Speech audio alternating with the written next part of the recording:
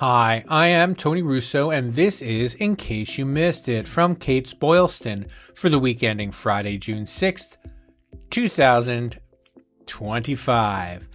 Tons of stuff in the upcoming show. There were two kind of competing or complementary think pieces that I want to tell you about, and Loop Biotech has finally launched in America. Carleton County, our friends in Minnesota, are still at it with their wacky anti-green burial shenanigans. And there's a great feature on Matthews and its plans for the future. We also have a couple of briefs, lots of other stuff I want to mention, and we will get to it right after this message from our friends and sponsors at Homesteaders Life. In a business built on trust, consistent financial strength speaks volumes. That's why I'm proud to share that AM Best has once again affirmed Homesteaders' financial strength with an A- excellent rating. Last year was a transformative one for our company, and AM Best affirmation tells us we're on the right track. As a mutual company owned by our policy owners, we remain laser focused on delivering dependable value, industry-leading support, and future-ready solutions to funeral professionals nationwide. Homesteaders is stronger than ever by every measure. Our partners rely on us for the long term, and it is critical that we execute at a high level today while aggressively planning for the future.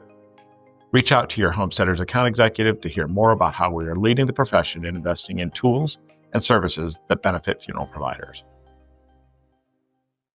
Now, I have shouted out New Zealand before for its fantastic, national coverage of funeral news. I mean, it's a small place, so I guess it makes sense to make sure that the funeral industry is well covered. But there is a quasi-opinion piece in RNZ, and there's a link in the show notes. And the headline goes like this: Advocacy group calls for removal of funeral directors as cremation middlemen. And it goes on to talk about the different laws in New Zealand that prevent families from burying people without the intercession of a funeral director. Now, there are lots of good and bad reasons to think of this as, something that affects the US, but honestly, in lots of states, I've written about lots of these companies. There are direct companies, direct cremation companies, direct aquamation companies that start with no funeral director, not needed in many states if you're just going to take the body to the crematory and then send the remains back to the families. But what kind of rang my bell was this notion of middlemen, or the word middlemen, because that is, I think, a real danger for many of the people who are in funeral service now and people who are coming into funeral service. This notion that funeral directors are an imposed fee on death that families have to pay if they want to get their loved one back. It's not true, but it's increasingly a perception, and that is the real challenge.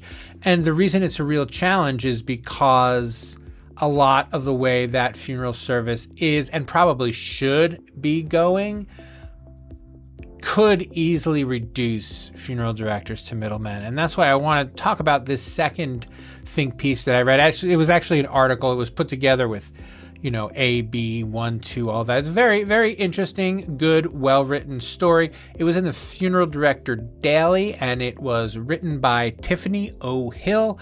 I shared it on LinkedIn as well, but you can see it on link in the show notes to the article. And she is a new funeral director, recently graduated from Dade County, and a lot of the beginning of the article, and this isn't a criticism, just I know that people don't always like to read the whole thing, so if you're not going to read the whole thing, start closer to the bottom. The top part of the article kind of sets up what are the problems. There's a staffing shortage. There is a problem with conflicting regulations. These are the things that I think many, if not most, funeral directors know. But she talks a little bit about the barriers to entry and how that can kind of tie up possible workers, and also what happens because of these shortages. Now, one thing that she mentions that she'd like to see an increase of, and again, I don't disagree with her, but this is where it gets complex. She would like to see more states adopt transportation people who can go and make the removals. And there are a lot of opportunities to reduce the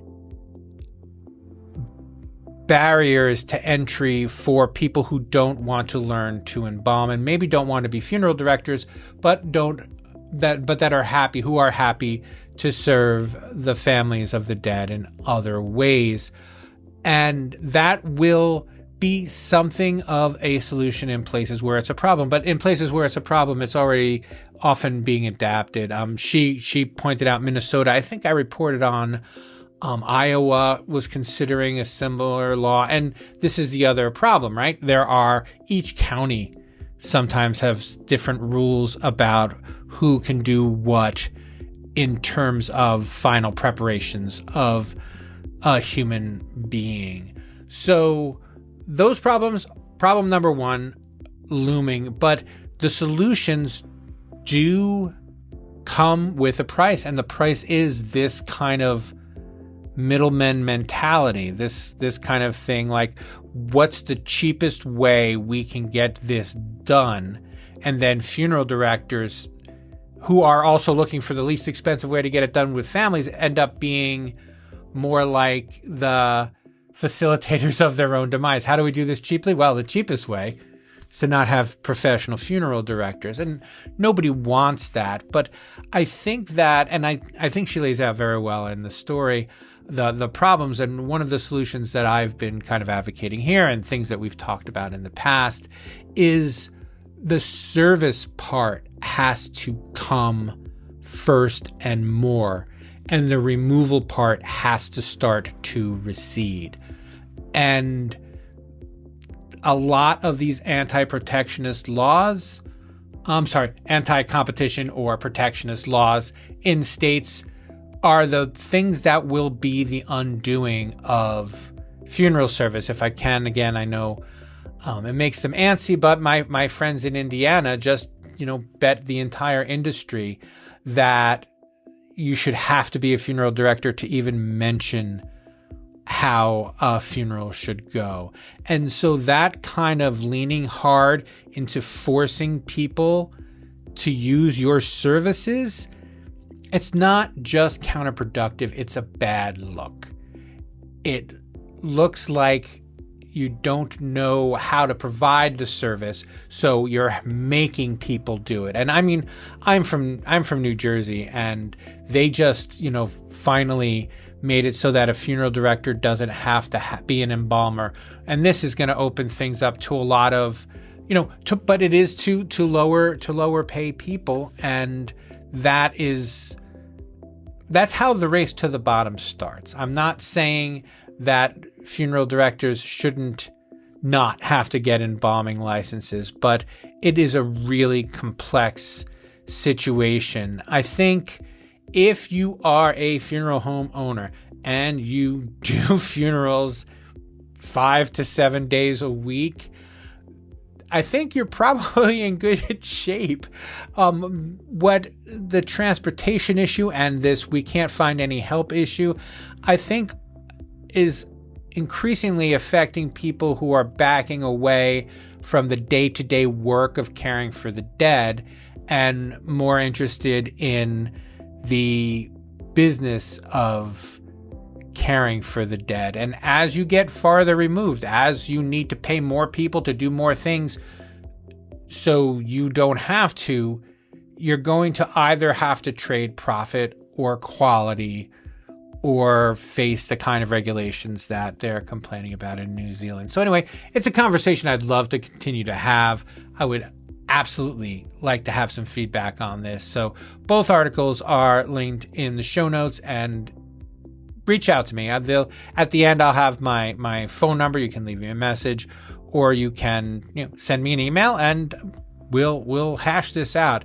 But it was very, I'm excited for Tiffany Hill's story, because I think it was in Funeral Director Daily, so that's a pretty well-read funeral blog, and I think it should be starting a conversation. Whether it does or not, I guess we'll have to see. But it's certainly worth a look, because she takes apart the problems very clearly and proposes some tentative solutions that come with their own implications. So, link in the show notes. And great job, Tiffany. It's a great story. Which brings me to sunny point number 2, as Dean Keaton might say. I had a great conversation this week with Mel Bennett. She is one of the founders of Life Forests, and one of their big missions is helping with indigent burials. And, I've covered the problem of indigent burials 1,000 times and unclaimed remains 1,000,000 times already. And that was one of the parts of the story that kind of convinced me the most to do a story. But the other thing that she's doing is she's speaking at the Funeral Consumer Alliance biennial conference, which is called The Cost of Goodbye: Confronting Funeral Poverty in Our Communities.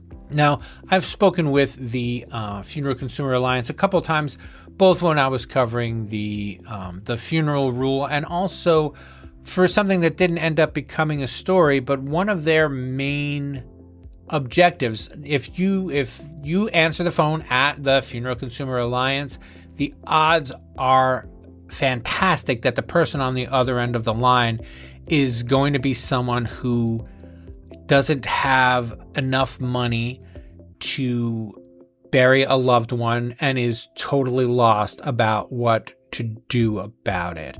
And that is most of the advice they give. And that is, I think, where a lot of their calls for transparency come from. I mean, I know that small town funeral directors particularly are going to get the occasional, hey, I cannot afford my funeral call, but this is more on like a national level, and they're always trying to find ways to make it easier for families who can't afford to have a funeral to make sure that they get a disposition befitting a human life for their loved one.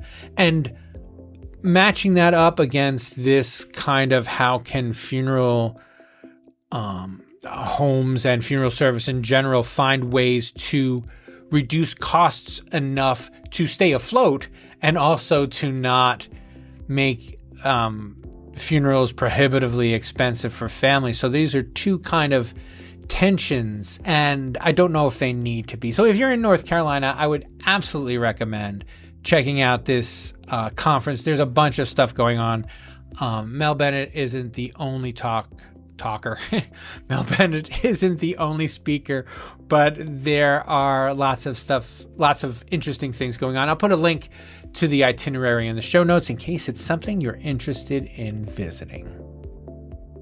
A little more green burial news. We've gone from forests to, I guess, another forest in Maine. The first mushroom casket in the U.S.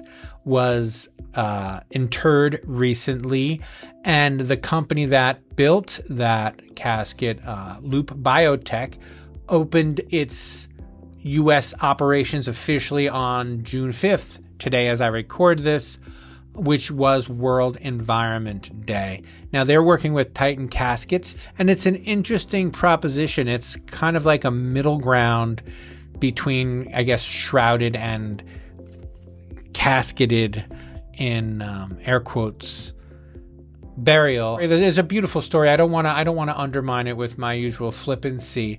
But the gentleman who was buried in the casket, in the mushroom casket, had kind of envisioned this kind of interment. So I'm happy for him, and I'm happy at this idea of generally, literally every option, every time.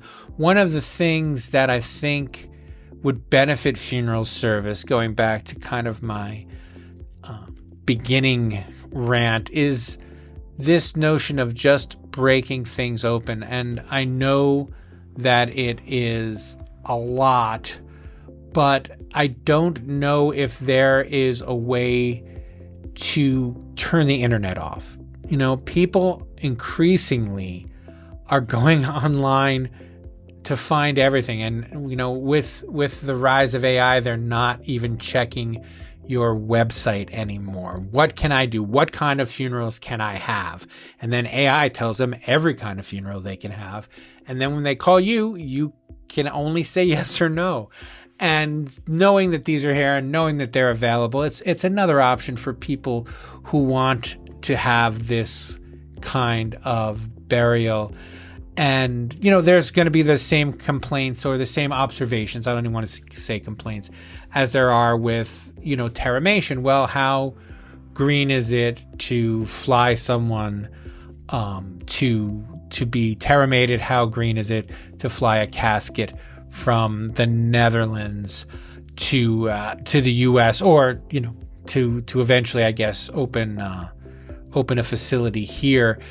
That isn't the point. The point is that, especially as we start to lose more and more of the boomers, people want their funerals, if they have the means, to be noteworthy.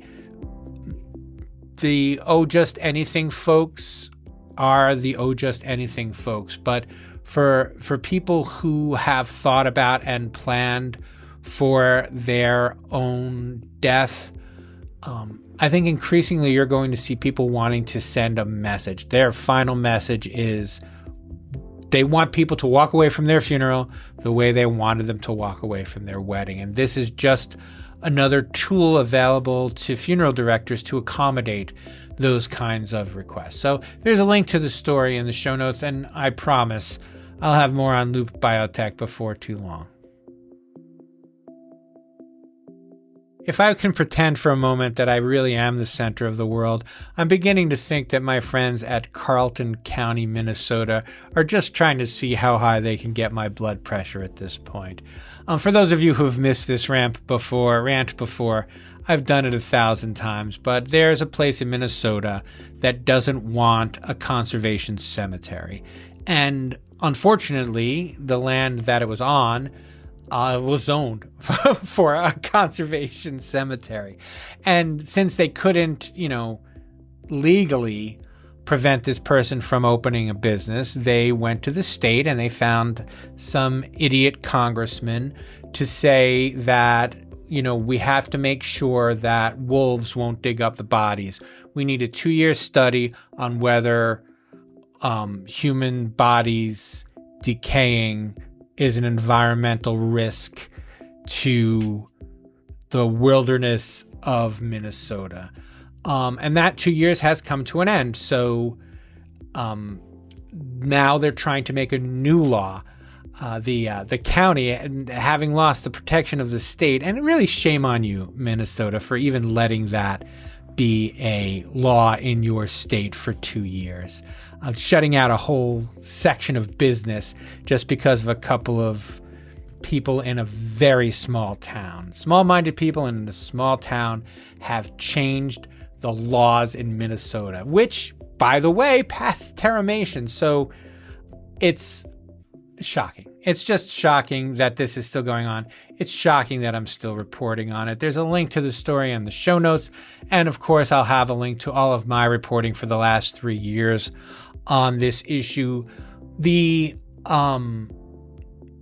upside, if there's an upside, is that finally the gentleman who's been having this fight for the last 3 years has stopped answering questions. And now I think that he's going to bring the county to court because they just keep breaking their own laws because they don't like the idea of a conservation cemetery in Minnesota. That's my rant for this month. I don't know how much longer until the next Carleton County rant. Hopefully 6 months, maybe never. Maybe they'll get sued and that will finally put an end to their shenanigans. Link in the show notes. And finally, speaking of stories that I've been covering for multiple years, there's a great feature in the Pittsburgh Post-Gazette, link in the show notes, that came from an interview with CEO Joseph Bortolesi of Matthews International. And it was a fun read. It's a great read. It's an easy read. And one of the things that came out of it, though, is that they see memorialization as almost kind of like an engine to help them build these other businesses, or to support them while they build these other businesses. And so far, things have been going very well for Matthews. We've reported on all of their earnings statements, and one of the people that had the Barrington Group, or Barrington, I think it's Barrington Group, who had been fighting with them when they lost the proxy fight, still doubled down on their investment. So there's a lot of belief in Matthews International and in its future. Memorialization hasn't been producing for them like it can, but they believe that it will. And one of the ways they believe that is because of the Dodge acquisition, which we reported on here. And I hope to have a follow-up story on that, because I think that is going to be a bigger deal than we think it is. But you should take a look at this story only because it shows you that Matthews has not in any way forgotten about memorialization. It clearly still believes in memorialization so much that it's leaning on it, not ignoring it. And that is, it's obviously an interview that would have made people a little bit more comfortable 6-8 months ago, but also maybe if they made this 6-8 months ago, the proxy fight would have gone worse. So anyway, link to that story in the show notes, and good luck to Matthews going forward. And that will do me for this time. In case you missed it, is a Kates-Boylston production. It was written and edited by me, Tony Russo. Please reach out to me with any questions, concerns, or suggestions that you have. You can call me and leave a message on 732-746-0233, extension 709. That is 732-746-0233, extension 709. You can also email me. There's a link in the show notes to all of these stories, and below those stories is a place where you can email me. I'd love to get the feedback. If you don't want me to tell your name, or even that you wrote into me, that is fine, but I'm happy to respond to things either in public or in private. I'm always happy to know that you guys are listening. And that'll do us for this time. We will catch you next week.